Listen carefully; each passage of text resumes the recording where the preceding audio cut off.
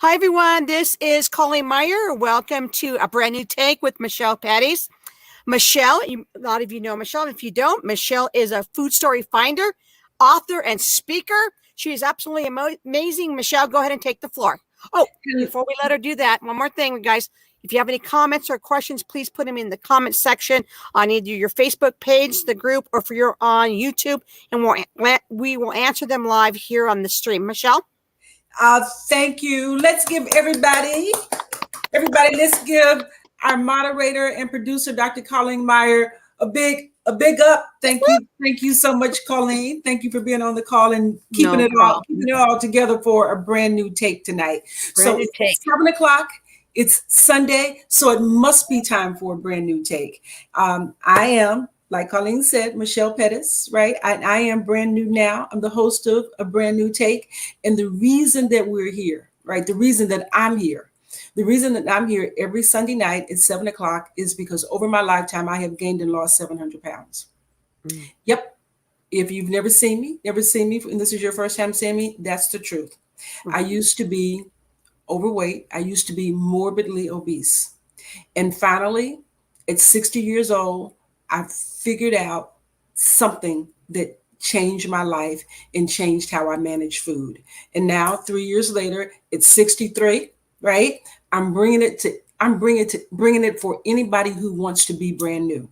And what that means is a brand new way of looking at the way you view food. Just fundamentally changing what food means to you in your life. That's what I did. People see me that haven't seen me for a long time, even now. And they see how much weight I've lost. And probably some of them know that I used to be a yo-yo dieter. You lost weight. Oh my God, how much did you lose? How are you keeping it off? And I will tell you, over the years, I tried the shakes. I tried every fat diet that was out there. I went to doctors. I had surgery. Yeah. This used to be way, way, way bigger than what it is, right? I tried surgery. I tried it all. And every single time, the weight would just come back. Yeah, it would come back because I would go back to eating the way that I used to eat because I hadn't changed my mindset. And here is the truth. You hear it all the time.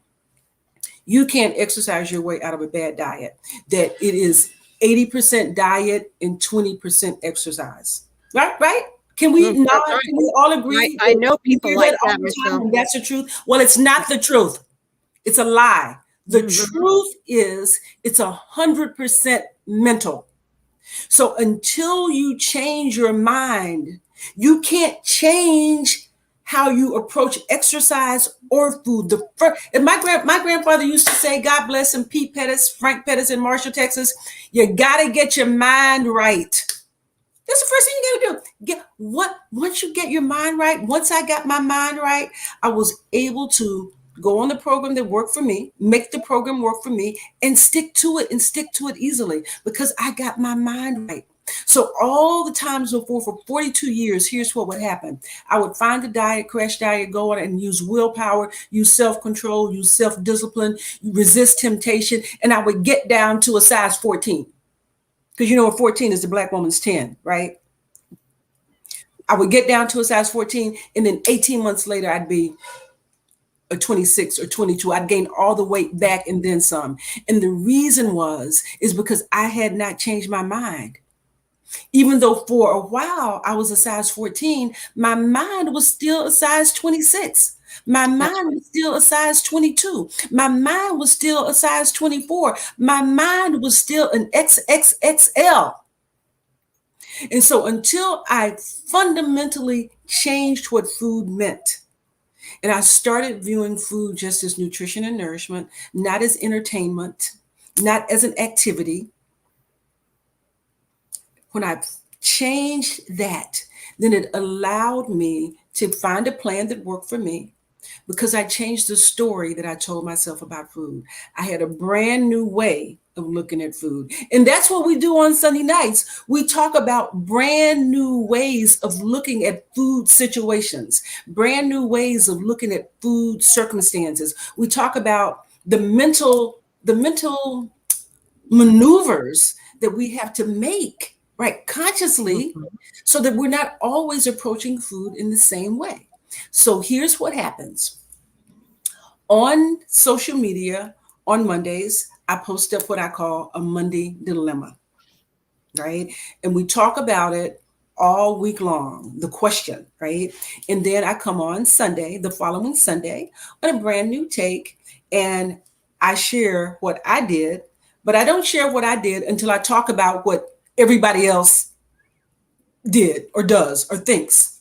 So here's an opportunity. If you're watching, if you're on in the group, or if you're on YouTube, or if you happen to see the question floating around and you have an idea, you have some insight, you have some thoughts, you have a strategy that you use, please, I invite you to jump. I invite you to jump on stage. I invite you to join the conversation, to be a part of this, because the reality is, the truth is that we all learn from one another, right? And as much as I have some insights about what I did to make the thing, this is hot in here. As much as I have some insights about some of the things that I did and some of the mindset shifts that I made to make it work for me, there are plenty of them out there. And a lot of things I learned by looking at other people, by listening to other people, by watching other people. And so I want to pull back the curtain. I want to pull back the curtain for anybody that is on this journey, because we all push each other up. We all lift each other up. We can learn and get energized by the success of others, by the thoughts of others. They can give us some new perspective and insight. So that's why we're here. So the first week that we did this was the dilemma. I met a friend for coffee, and he showed up and he brought me some wonderful gifts, and he brought me some chocolate. And the question in the group was, what do I do with this chocolate? What does this mean? And we're not going to go through the entire thing, but the reality is that chocolate, in the old days for me, I would have eaten it before we even left the table. I would have eaten it all before we left the table, and found out where he bought it, and bought some more myself. But what I realized over time is that once we make a decision to be on a certain path about our bodies and what we eat, and what we put in this one body that we will only ever have, we're always going to be in situations where we have to make a choice. We have to make a choice about whether or not we're going to honor our body and honor our health, and will that be the most important thing? And the choice becomes that, and then also becomes, so how do we navigate the situation so that we can honor what the person is giving us? So what I realized in that moment was this chocolate was an expression of love, was an expression of affection. And we do that as a culture. We use food. Food is our love language, right? And we can accept it as our love language. We can say thank you. We can be grateful. We can appreciate the place, the space from which this was given, but it doesn't mean we have to eat it, right? It doesn't mean that. It doesn't mean we have to eat it at all. It doesn't mean we have to eat all of it. It means that we can save it, we can throw it away, we can do all of that, but we can still accept it in the spirit in which it was given. So that was the first dilemma. And people had all sorts of answers. Put it in the freezer, give it to a friend, re-gift it, eat a little bit of it, share it with them, right?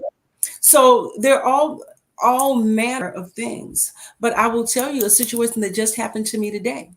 I was out exercising. I was out, playing tennis, and it was the birthday of one of the people that I play with. And I brought her a little gift, and it was some little soap and a little thing. And someone else had given her a gift, and it was a pie. And she said, she brought this pie for me because she heard me say that I like this particular flavor. And she said, that was very sweet of her, but I don't even eat sweets. And so it wasn't even an option for her to eat it, because her food story is, I don't eat sweets. But the feeling that she had for the person was, what a nice gift, because she experienced it from the place in which it was given. But she's not going to eat that pie. She doesn't have to. She doesn't have to get the feeling and for it to accomplish what the giver was trying to give. And what the giver was the purpose in giving the gift was to create some pleasure for her. Well, the pleasure for her came from the fact that she got the gift, not the fact that she ate it. So that was somebody acknowledged her and gave her something out of love. Exactly. That's exactly it. And then we acknowledge it. We acknowledge it in return out of love. Doesn't mean we have to eat it. That's so. And so that was the first scenario. The second scenario was I was out and about, and I walk almost every morning. And 10 minutes into my walk, I fell. And scraped up my elbows, scraped up my knees, scraped up my hand, and was just embarrassed laying on the sidewalk in Annapolis, trying to get my composure. And as I was on the ground, I had to decide, do I get up and keep walking, or do I head back home? And so I put that in the group. And again, there were a number of different responses. And, people were very conscious of, you don't want to get an infection. You might want to go back home and take care of it. And if you feel like it, get back out and finish your walk. Right. And so I brought that up because so many times we hit a little bump in the road that stops us on our journey, and we just stay down and we never get back up. Especially if it happens early on, right? It's just the least little thing, the least little resistance, and we give up. But the truth is that when we power through, we find out so many times that there's more deep inside of us than we actually believed that there was. And when we power through it, is the first time, it's easier to power through it the second time. And sometimes those little resistances, those little bumps that we jump into, they just show up and see if we're serious. It's like, let's see how bad this person really wants it. We're going to throw this their way. Right. And so we have to find a way to look past the thing that's happening to us in that moment and look at the result that we want. So there was some really good comments about, this happened to me. And one thing that one person said is that there are always going to be situations that we overcome, right? If you're working out and you're doing exercises, there's always going to be something. This happens all the time. Fall off the horse, get back on there. Don't let this thing discourage you. Get some better walking shoes. I mean, like if you're older,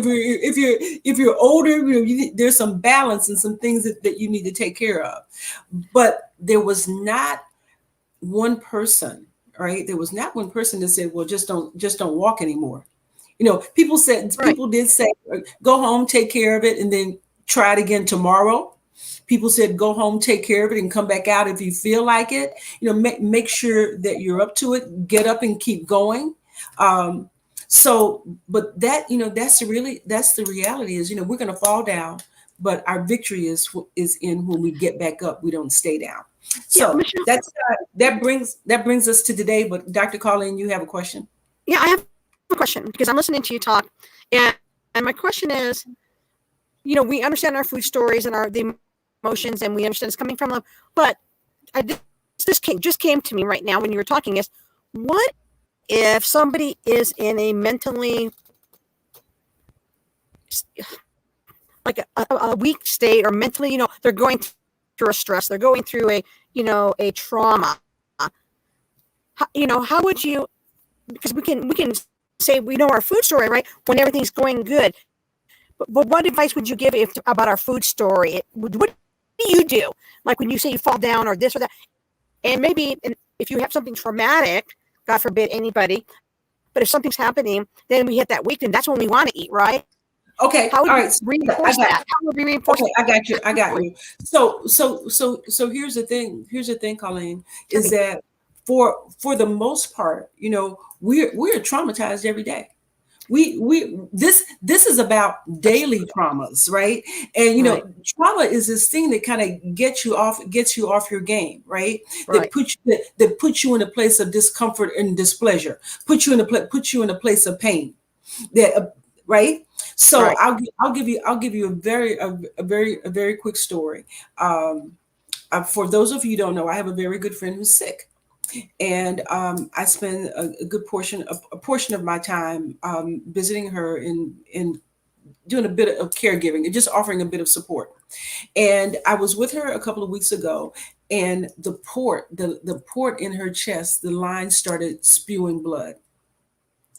And Mm. we called the tech. The tech kind of walked us through what could happen. I was calm about it myself because Mhm. the tech seemed calm. He saw Right. these things happen all the time. We can get it fixed. But she was not calm. And and I was calm because it wasn't my blood. I'm just like sitting here, we can do this. And she's, frantic. Right. And so we work through the situation. I'm trying to calm her down, get her to do what the text says do. If we just pull the thing out, the blood is it's going to stop bleeding. It's going to be okay. And he's going to come the next day. But she is just getting more and more agitated. And I'm trying to stay calm, keep her calm and be calm because I know it's ultimately going to be all right. So we finally get through the incident. We put the Band-Aid on, there's no more blood and it's all good. I go into the kitchen. I go into the kitchen for something. And something says to me, "Oh, why don't you fix some chicken? Why don't you fix something? Why don't you get some food?" And it was just a little something. It was just that. And I thought to myself, I'm not hungry. I'm not Mm. hungry because I had just eaten. But this little thing that happened in my stomach that said, well, it wasn't chicken, but it was something. It was like, why don't you get something to eat? Mhm. That little was my response to the stress that I had just experienced with her, that I didn't know that I had experienced, that I wasn't experiencing it in the moment. And the trauma that you're talking about is that we use food to mask pain. We use the pleasure of food that we get from food to get us through these traumatizing and painful situations. And it was only because I do the work that I do that I recognize in that moment I'm Mm. not hungry. That and in the old days I would have mistaken it for hunger because that's Mm. how it shows up. It doesn't. You don't get in a situation where you say, "Oh, I'm stressed. I think I'm going to eat some Oreos." That's not what happens. You just feel this thing and you reach for it and you think it's hunger, but it's this other thing. But once I realized that, what I did, right? I just left the apartment. I left the apartment and walked outside. I didn't even do a long walk. I just walked around the buildings, got some fresh air, kind of separated myself from the circumstance, and I came back and it was gone. Mm. And so the to answer your question, the way that we deal with that is what I say. We need to evaluate everything we put in our mouth. Mm. Everything. What am I feeling right now? Is it hunger or is it something else? What just happened? Is this Mm. the is this the most nutritious thing that I can eat right now? Will eating this right now get me to the goal, to the body goal that I want? And so the way that we deal with it is we sit with it is the answer to your question. Mm. Sometimes we have to get comfortable with sitting with discomfort. Mm. We as a culture think that we're not supposed to feel pain. That's supposed to always be good. But it is in our pain, it is in our discomfort, it is in our trauma that we come up with answers to this situation. But if we mask it, right, so that we're not even feeling what's going on, it delays our ability to even solve the problem. The way that you solve the problem is you got to sit with the problem, you got to feel the problem, you got to be in the problem. But if Mm. you use food as a buffer, as a separator, as a stress reliever, right, as a distraction, all it does is delay. It just delays the solving of the problem. Mm. That makes sense to me. So we got to be okay with just being still, right? We got to be okay with peace be still. We got to be okay with letting that answers come to us in our discomfort, in figuring out the situation, and not using food to do it. I like the answer. Thank you, Michelle. That makes a lot of sense to me. Okay, I hope that answers the question. And if anybody else has, go ahead. No, nothing yet, but it makes sense to me, because I think people, when they fall down during those weak times. Right.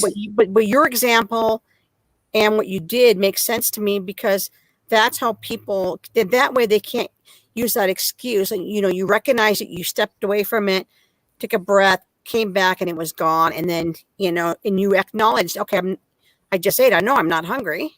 So I like that. So thank you for that. That was good. My pleasure. So the situation this week is, I think the title was he's eating and I'm feeling some kind of way.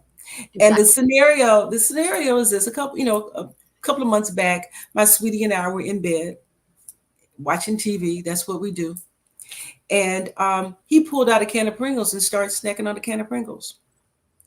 And I looked over at that can of Pringles and I thought to myself, in the old days, before I got brand new, when he pulled out that can of Pringles, I would have just immediately put my hand over in the can and got a couple. Mm-hmm. And it brought to my mind the fact that, we need to eat when we are hungry. Mm-hmm. And we need to be able to identify real hunger. And so I'm sitting here and I'm thinking, we're just in the bed watching TV. If he hadn't pulled out that he pulled out that can of Pringles because he wanted to eat them. Right. Right. I mean, that's why he pulled them out. It didn't have anything to do with me. It was his decision. It was what he wanted to do. And when I thought about the situation, about why we should eat, the purpose of eating is to satisfy hunger, is that until he pulled out that can of Pringles, I wasn't thinking about food. I wasn't thinking about Pringles. So I was not hungry. But we think about all these situations where you're not thinking about food, you're not hungry, but somebody shows up with some food and the next thing you know, you're eating. And I thought about that scenario and I said, how many times a day does that happen? How many times a year does that happen? How many pounds do we put on because we eat because somebody near us is eating? Mm-hmm. We just automatically put our hand in the bag. In the old days, that's what I would have done. Whatever he pulled out, give me some of that. Let me have some of that, whatever. Or in situations where you might be with a group of people, somebody comes up and they have food and then they offer it to the group. Would you like some of this? Would you like some? Would you like some? And people just say, yes, I'll have some. But until the person showed up with food, which they offered to everybody, nobody was thinking about food. So my whole point in this scenario with my sweetie and the Pringles was that if in the old days, or even if I had gotten the Pringles at that point, I would have been eating out of jealousy. Oh. Jealousy. That's the emotion. And when I put the question up in the group, and Colleen, you can speak to some of the responses that people gave. I'm a little bit ahead of myself, but people talked about resisting temptation, about staying focused, about just because you're on a diet doesn't mean that he's on a diet. So it was a lot of responses like that. That let the person eat what they're going to eat. Don't you be trying to hate on them or anything like that. Exactly. And I wasn't, I wasn't at all. I want him to enjoy and have whatever he wants to have. And they're right. He's not on a diet. I'm not on a diet either. I just eat differently. That's right. Yeah, because you did get a comment in one of the groups that said, are you saying he can't eat in his own home? That's right. Right. And you never said that. And he can. And so this whole thing, our whole journey is about owning our own behavior. Mm-hmm. Not letting our behaviors being influenced by other people's behaviors, standing in our own power about the choices of what we put in our mouth. And so as I kind of unpacked the fact that, all right, I'm in bed watching TV or I'm doing whatever I'm doing. Somebody else walks in the room with some food that they're enjoying, and all of a sudden I want some. Give me some of that. Let me taste some of that. What is that about? What's the emotion? And the only thing that maybe somebody else has a different idea. The only thing that I could come up with is jealousy. And the fact that I said jealousy is that here's the thing, is that person is experiencing some pleasure in the food that I'm not experiencing. They're having some joy. They're getting some goodness. They're getting some, tasty stuff. And I'm sitting over here with nothing. Exactly. Bupkas. I got bupkas. But here's the question though, Michelle. If it was Brussels sprouts and he was eating out of a bowl, would you have wanted it? Well, don't you can't say Brussels sprouts because I just had some. I had some about 30 minutes ago. Listen, I meant a more healthier option. Right. I still would have wanted some. Yes, I would have give me a bite. Yeah. And so it's not about the what the food is, right? Mm-hmm. It is about maybe. If it had been Brussels sprouts, I probably would have gotten some, right? Because I like them just that much. And as I look at Brussels sprouts, I don't think of them as being a choice that wouldn't be good for me. That's but right. when you look at other things like chips and ice cream and peanuts and all the food that we think of, all the food that's really just kind of like not that good for you, all the snack food, all the junk food, right? All right, first. Here's my secret with that is that I recognized that I wasn't hungry, so I didn't reach for any of it. And if I had been hungry, I wouldn't have reached for that anyway because I know that food doesn't serve my body. So, but I was just trying to go back in time and think about in the old days what my responses were, because this is about being new. This is about transformation. This is about where I was versus where I am now, and the mindset that I had, the mindset shifts that I had to make. And the mindset shift that I had to make was that it's okay. It's okay for other people to eat and for me not to eat. Lisa Kenner, Lisa said in on Facebook that she says similar things happened to her in the past, but before getting super serious about her weight loss, she would have joined in. Same thing you're saying, but she's saying once her eyes were wide open, if tempted to grab a small portion of something healthy to snack on, or to be completely honest, the only reason she would consider snacking in the first place, she said, is not to feel left out, which is a horrible reason to do anything. Exactly. So she said, I'm just trying to be truthful and transparent. So she's seeing the same thing as you. It's more of a social, and it's about being part of something and being included into what was happening socially. Exactly. And so she hit the nail on the head, because so much of our eating is around that. And when we get to the point where it doesn't matter to us, right? When we get to the point that it doesn't matter to us that everybody else is eating and we're not, that we're listening to our own body, right? That we're listening to our bodies. And if our body says, we're hungry, and I have said, people said to me, you go out, but you don't eat. I said, yeah, I go out because I want to be with everybody. If I am hungry, I will eat. Right. If I'm not hungry, I'm not going to eat. Whereas in the old days, just like Lisa said, just so I could feel a part of everything that was important to me, not to stand out, I would, right? So, but now I don't. Now it's just I don't care, right? Well, no, I do care, but I care more about my body. I care more about how I feel. I care more about how I look. I care more about how I show up than fitting in with other people and eating when other people. I care more about that than what I put in my mouth in any particular moment. Yeah, and you have you got some people on some other Facebook groups and telling you to stay focused. Sis, you got this, very supportive, and just enjoy every day, they're saying. So yeah, you got a lot of support out there, a lot of acknowledgement. Yes, this is how I'm feeling also. And I think it's a good thing because like you said, it's all happening here, and it's funny because when did food become social? I mean, has it always been? But we eat. Yeah. We eat it back in the. We want to sit and eat. It's always been part of that. Yeah. Well, I think when did food become social? That's a whole nother show. We got to do that show. That's a good show. That's a whole nother show around the food manufacturing industry, the restaurant industry. And the marketing It's all about marketing and advertising. And go ahead. McDonald's, McDonald's. I'm sure you know this. McDonald's, they came up with the Happy Meal and the toys and all of this thing, and it's very smart marketing because you hook the kid, you hook the parent.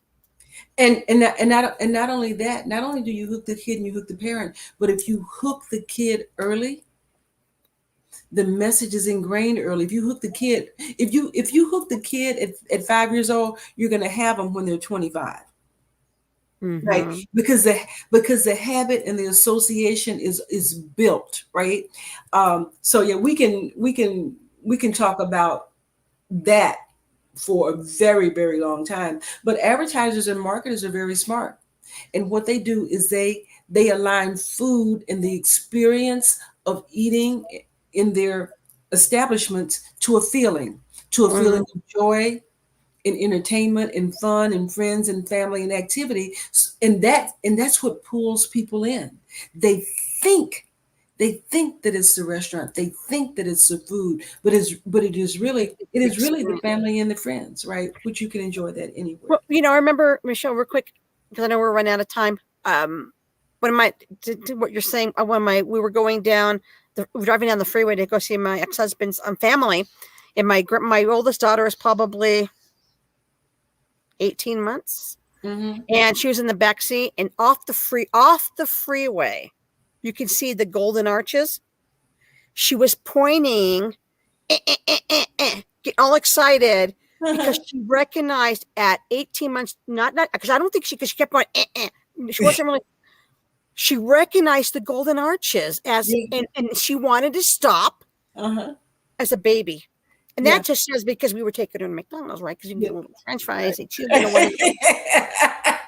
you know what she ended up doing for her living? A chef. Big surprise. Big surprise. Oh gosh. That is so funny. That is so funny.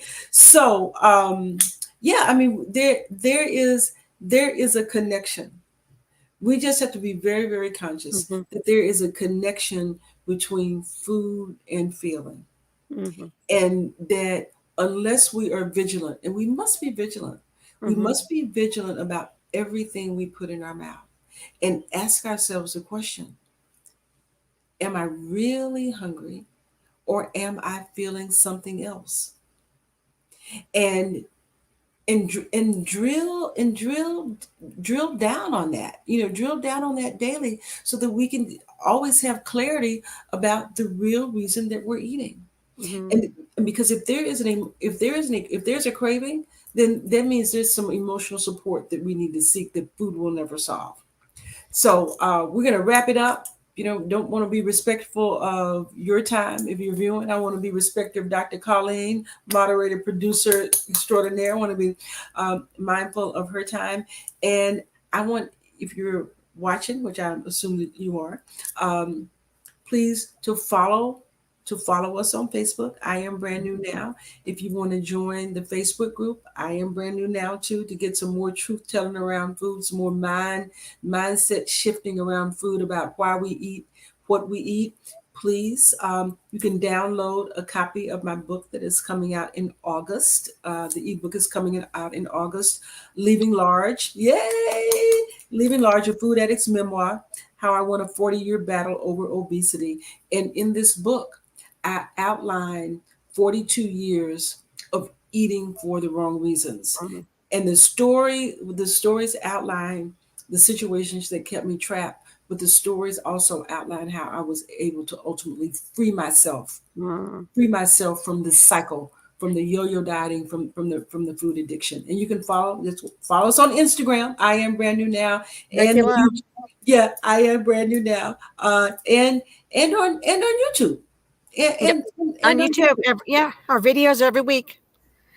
So, but Colleen, you look like you were about to say something. And because you know what? Not only that, you won that battle with weight, with your yo-yo dieting, lost the weight at an age most women are struggling. So not only did you lose the weight and win the battle, but you did it at an age where a lot of women and men struggle. So not only was it amazing that you did that, but it was awesome that you did it. I'm serious if you think about it, because all the stuff that's going on.